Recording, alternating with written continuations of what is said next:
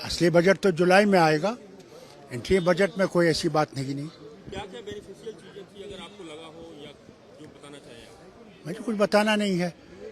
ये तो वही पुराना बजट चल रहा है, जो काम में है वो करनी है और ठीक है, चल रहा है। रोजगार के अवसर बढ़ेंगे और बहुत सारे हम उम्मीद करते हैं कि लोगों को फ़ायदा हो।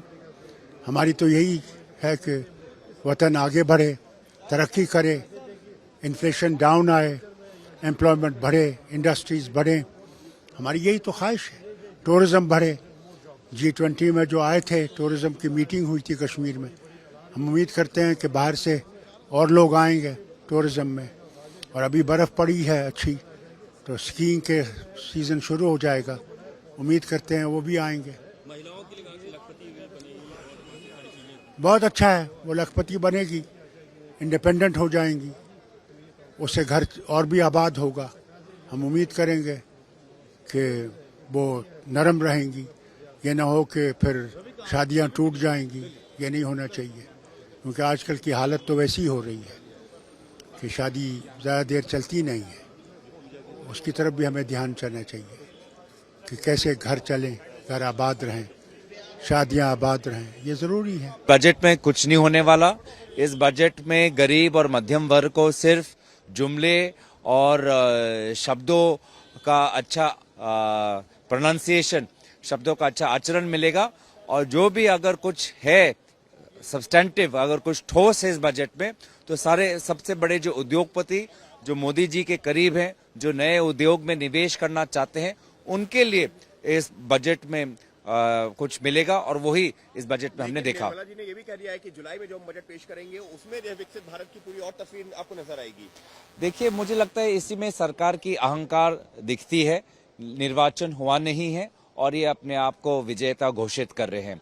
जनता जनार्दन है और कोई भी राजनीतिक दल भारत के जनता से अपने आप को बड़ा नहीं समझना चाहिए। चुनावी बजट नहीं, मैं तो कहती हूँ एक तरीके से थोड़ी मुझे इसमें एरोगेंस नजर आ रही थी कि हम जुलाई में हम बजट पेश, या तो आपकी कोई प्लानिंग है जो देशवासियों को नहीं पता, क्योंकि हर एक इलेक्शन में जो भी यहाँ पहुँचता है, पहली चीज़ आपको ये पता है, you can not take any election for granted.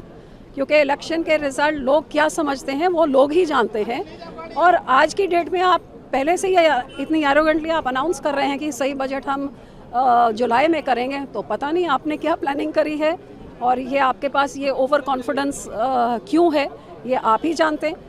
लेकिन मैं ये ज़रूर समझती हूँ कि आज समा था कि 10 साल में जो 2014 में आपने बोला था, आप वही चीज़ें निकाल के लोगों को बताएं और उसका वेरवा दें, ना कि आगे के और सपने देखें। आज जो बजट पेश हुआ है, ये कहा गया कि विकसित भारत का बजट पेश हुआ है, आप क्या कहेंगे, आपको क्या लगता है? देखिए, आज तो मैं उम्मीद कर रही थी कि जो 10 साल पहले आत्मनिर्भर भारत का बजट ऐलान किया गया था और 10 साल पहले जो बोला था कि ये सरकार आएगी तो अच्छे दिन हिंदुस्तानियों के आएंगे, हर एक के खाते में 5 लाख रुपए आ जाएंगे, 2022 तक किसान की आमदन दुगनी हो जाएगी, हर खेत तक पानी आएगा, 5 करोड़ युवा को रोजगार मिल जाएगा।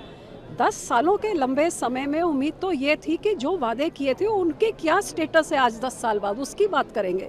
लेकिन अपनी पीठ थपथपा के कि बहुत स्टुपेंडस काम, कमाल का बेमिसाल काम किया है और 25 करोड़ लोगों को पॉवर्टी लाइन से एलिवेट किया है। और अगले ही लाइन में आप कह रहे हैं कि 80 करोड़ हिंदुस्तानियों को, मतलब 70% आबादी को आपको राशन देना पड़ रहा है क्योंकि वो खुद कमा के खाने लायक नहीं उनकी हैसियत है।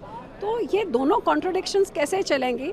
आज बताना था कि कितने भारत की पॉपुलेशन 140 करोड़ में से आत्मनिर्भर कितने हो गए हैं, 5 करोड़ में से कितने युवा को आपने नौकरी दे दिया है, 2022 तक आपने 22-24 तक कितने किसानों की आमदन दुगनी हो गई है, कितना नमामि गंगा हो गया है या कितना स्वच्छ भारत हो गया। ये चीज़ों के जवाब देने थे ना। अब आप अगले 5 सालों में हम ये करेंगे, पहले तो पिछले 5 साल को, इतना लंबा समय, उसका लेखा जोखा दीजिए। सो वो कुछ देखने को नहीं मिला था।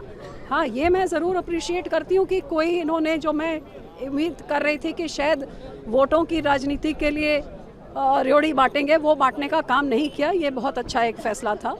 लेकिन इसकी दुख ज़रूर है कि कहीं ना कहीं जो ज़मीनी हकीकत, आज के 60% हमारी आबादी गांव में रहती है। अब गांव की महिला हो, गांव का युवा हो, अन्नदाता हो, उनके जो हकीकत में हालात हैं और जो यहाँ पे बोला जाता है वो एक ज़मीन आसमान का फ़र्क है, कट ऑफ फ्रॉम रियलिटी कहीं ना कहीं। कहने में और करने में जमीन आसमान का अंतर है और यही हम 10 साल से देखते आ रहे हैं। 2014 में जो लंबे चौड़े वादे किए थे अपने कैंपेन में, वो आज तक नहीं हुआ। ज्ञान का एक नया डेफिनेशन मिला, पर ज्ञान में गरीबों के लिए क्या इस बजट में आया, युवाओं के लिए क्या आया, नारी शक्ति के लिए क्या आया? कुछ भी नहीं आया है, सिर्फ उनको ठेंगा दिखा दिया गया। मैं कहती हूँ ठंडे मौसम में ठंडा पानी आम जनता की उम्मीदों पे डालने का काम इस बजट ने किया है।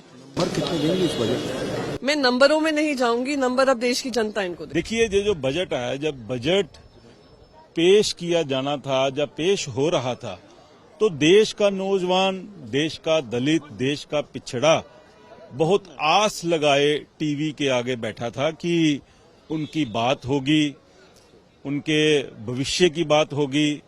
इस बजट में कोई किसी तरह का आंकड़ा नहीं दिया गया कि कितने देश के नौजवानों को नौकरियां दी गई हैं, कितने नौजवानों को नौकरियां दी जाएंगी, दलितों के लिए, पिछड़ों के लिए कौन सी स्कीमें इसमें हम लेके आ रहे हैं। किसी तरह का भी ब्यौरा इसमें नहीं दिया गया।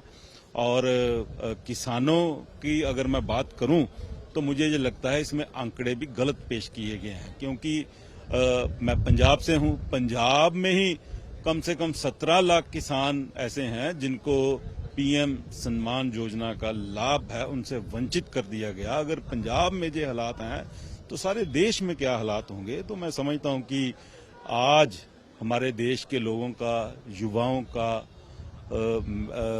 दलितों का, पिछड़ों का मन टूटा है, क्योंकि ये इलेक्शन का बजट था और लोगों को बहुत आस थी। और मैं समझता हूं कि इस बजट का भारतीय जनता पार्टी को 2024 में जो आने वाले चुनाव हैं उसमें बहुत बड़ा नुकसान होगा।